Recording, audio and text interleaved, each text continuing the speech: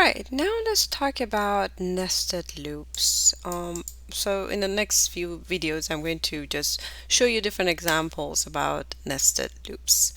Alright, so for this example, for this first example, I want to go and create some kind of like a grid or table with having like a stars for each of its element. Okay, so you see I have 3 stars in the first line. I have another 3, another 3, and another 3. Okay, so I have 4 lines, and in each line I have 3 stars.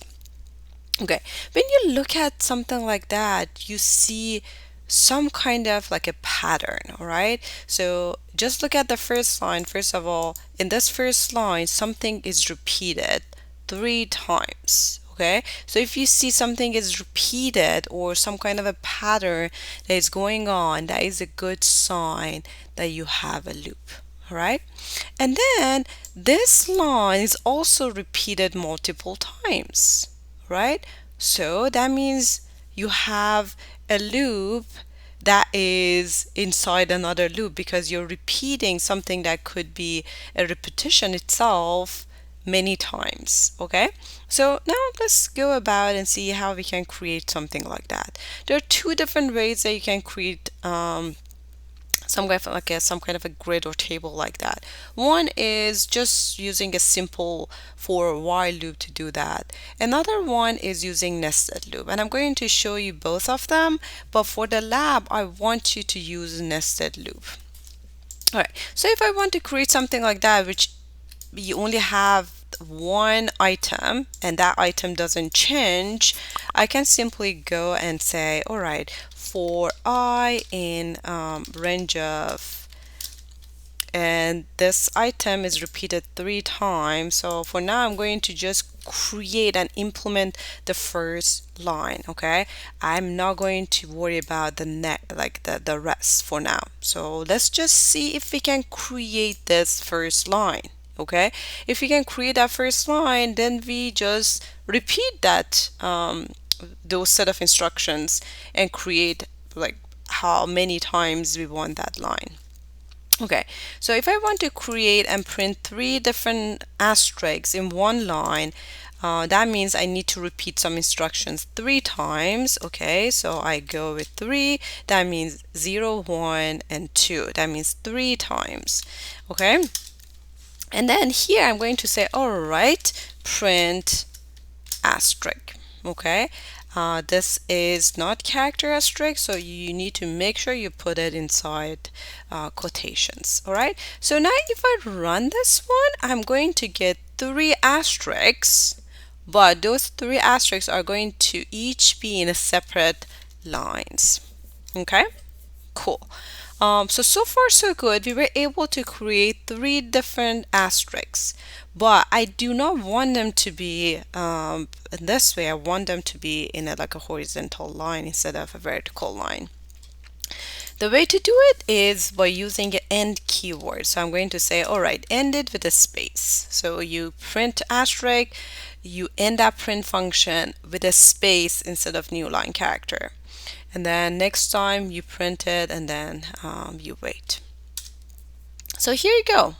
Awesome. We created our first line. Okay. So now that we created our first line, we need to focus on creating the rest of it. Okay.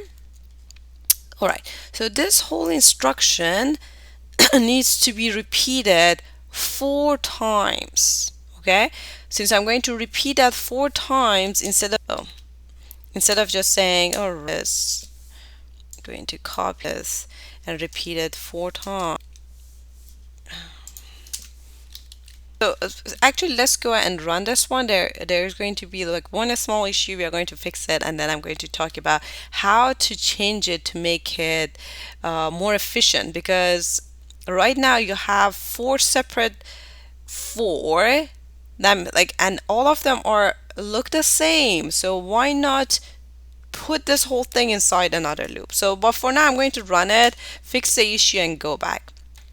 So right now, instead of having each of these 3 lines, 3 asterisks in their own line, we have them all in the same line. Why that happens? Because you're always forcing your print to end with a space. All right.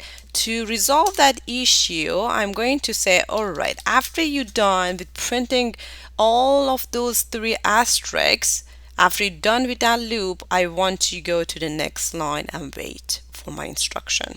Okay. So after each one, go and wait. So now if I run it, I should see asterisks, and each of those three asterisks are going to be in their own line. But again, this is it just looks repetitive, right? Whenever you see and feel repetition, that means you can replace that whole process with the loop, right? So I'm going to delete this whole thing and make this part and put it inside a loop because I just need to repeat these instructions four times to see all of those asterisks to be printed. All right. So to do that, I'm going to tab everything and create a for loop and say for instance, another variable. I'm going to call it j in range of, and this time I'm going to go 4 because I want to repeat these 3 lines of instructions 4 times to see 4 different lines. In Python, remember, you cannot go you cannot go vertically. You need to finish with your one line and then go to the next line. That is why you are starting with your J, which start from 0, you go in, you complete printing all 3 asterisks. You go to the next line and then you repeat that one more time, and then another time until you have all 4 lines. Okay, so let's run it and you should get the exact same output. Okay, so this is very similar to what I asked you to do for your lab, and you can simply do this using a while loop as well. So practice doing this thing with the while loop is a good practice, and you can see if you're able to do that. All right. So pause this video and then try to write it with while loop, and then watch the rest of this video in which I'm going to try to do the exact same thing, but instead of 4, I'm going to use while loop. So pause it, try it, and then watch the rest of the video. Cool? Pause it. So first thing, again, similar to the previous one, using a while loop, I'm going to create this part. I'm going to create and print 3 different asterisks. All right. So let's set it up. So I am going to have my keyword, and for this part, I'm going to have some kind of like a counter. Say like as long as, let's go with the same variables. As long as I is less than 3, just keep going. Okay. And I'm going to start my I from 0. Okay, so I starts from 0, and then you say as long as I is less than 3, just keep going, and before I forget, I'm going to increment my I. Okay, so with this, I'm sure this while loop is going to repeat some instructions that I give to it only 3 times, because it starts from 0, I'm incrementing it by 1, and I'm checking to make sure it is less than 3. That means when I is 0, when I is 1, when I is 2. Okay, and then you exit that while loop and you move on with the rest of your program. Okay, so the instructions that I want to have here is I simply want to see an asterisk to be printed, similar to when we had the for loop. And again, I do not want to go to the next line. I want to just stay here and end it with a space. So you print your asterisk for that line, you have a space, and then next iteration you print another asterisk and a space, and so on and so forth. So if I run it, I should get 3 asterisks in one line. Okay, so now again, I can say or times to create all those asterisks, and we need to make sure we have a print or empty print at the end of after each while loop is terminated. So I added the print function after each set of while loops that we had. Let me bring it up. So I have, this is my first while loop, and then I'm printing all the three asterisks. And then after I'm done, I'm going to go to the next line and just repeat the instructions one more time, and then another, and then for the fourth time. Okay, so you can like last print function here.